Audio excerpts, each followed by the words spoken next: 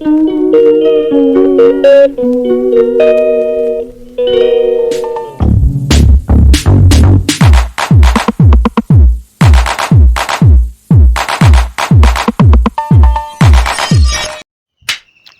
રામ રામ દાયરાને આજે આપણે સવારના 7:30 વાગ્યામાં ઉઠી ગયા છીએ, કેમ કે આપણે એક લોકેશન ઉપર આવેલા છીએ. એ લોકેશન તમને પહેલાં બતાવું. પહેલાં તમે પાછળ જોઈ શકતા હો કે મારી પાછળ આખો દરિયો છે.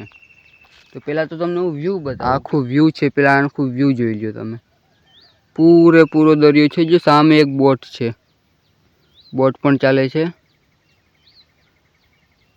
પૂરેપૂરો અહીં દરિયો છે આખે આખો.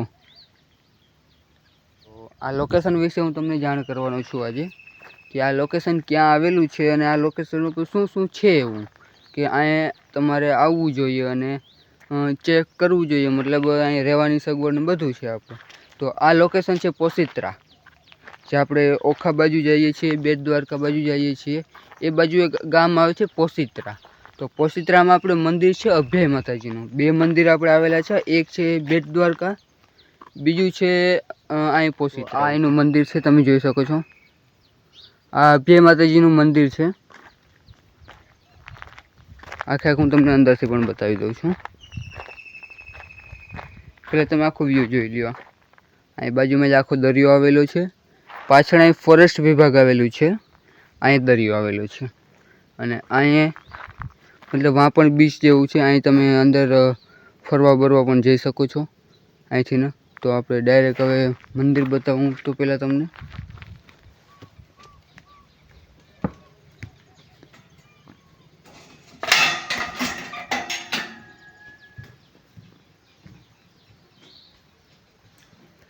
આ આપણું મંદિર છે આખું. અહીં દીવાને અત્યારે ચાલુ છે. આ આપણે આરતીનું છે, આરતી વગાડવાની હોય ત્યારે. આખે આખું મંદિર જોઈ લ્યો.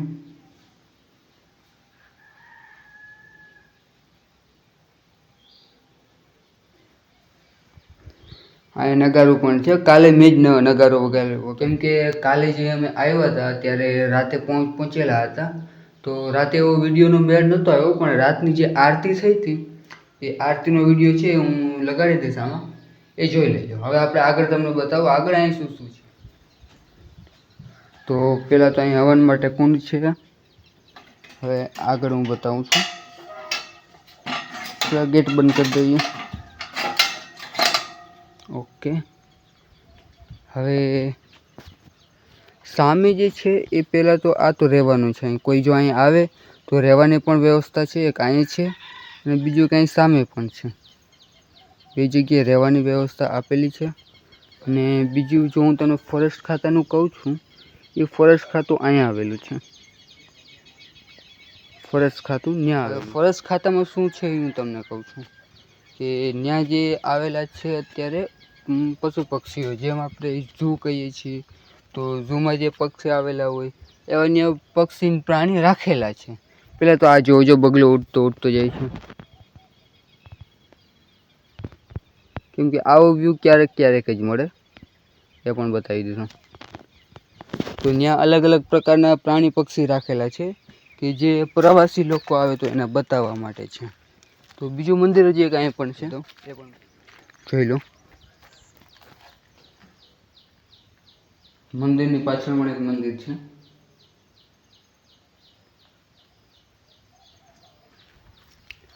હવે આપણે આગળ હાલીએ તો હજી એક મંદિર છે અહીં. એવું નથી કે એક જ મંદિર છે, અહીં હજી 2 મંદિર. એક મંદિર તો તમારી સામે છે નાનું એવું, જો બતાવી દઉં ઝૂમ કરીને.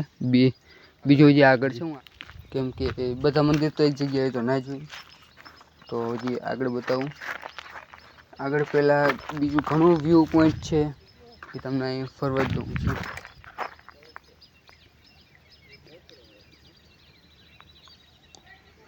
આખે આખું બીચ છે. આપણે બીચ પર જવાની ટ્રાય કરશું જો મેળ આવશે તો. હવે અત્યારે આપણે આવી ગયા છે અહીં જે સાઈડ રહેવાનું છે એ સાઈડ. આપણે જે સાઈડ રહેવાનું બધું છે એ સાઈડ પણ આવી ગયા છે. તો અહીં તો પેલા પક્ષીઓ તમને વધારે જોવા મળશે, જેમાં કબૂતર છે, સેમ વહાં પર ઢેલ છે, જોઈ શકો છો તમે. હવે આગળ અહીં આ આખું ફોરેસ્ટ વિભાગ છે. અહીં આપણે રહેવાની સુવિધા છે, એક અહીં છે પાણીની રહેવાની, અહીં પણ પાણીની રહેવાની બંને સુવિધા છે. તો એ પણ હું ઉતારી નાખી દઉં છું કેવું છે મકાન, ને આખો સનસેટ પોઈન્ટ પણ હું તમને બતાવી દઉં છું.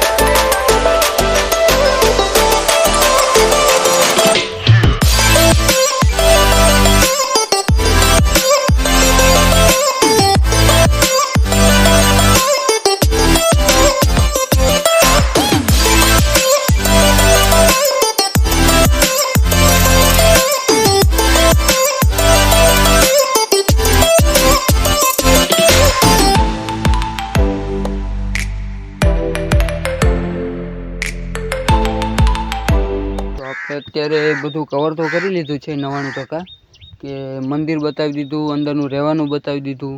ફોરેસ્ટ ગાર્ડ ડિપાર્ટમેન્ટમાં અત્યારે વિડીયો શૂટિંગની મનાઈ છે, એટલે મેં દૂરથી જ એનો વિડીયો બનાવી લીધો છે. બીજું પાછળ દરિયો છે એનું પણ મેં બનાવી દીધું છે. અહીં જે બીજું હું તમને બતાવું છું, જો અહીં જે વ્હાઇટ કલરની જે ધજા દેખાય છે રણમલ ભગતની સમાધિ છે. રણમલ ભગત કોણ હતા એ પણ હું કહું છું. રણમલ ભગત અહીં કામ કરતા પૂજારીનું, અહીં દેખરેખ કરતા, અહીં બધું મતલબ જે આ સ્થળ એની આખું બનાવેલું છે એ બધું રણમલ ભગતે બનાવેલું છે આખું કમ્પ્લીટલી.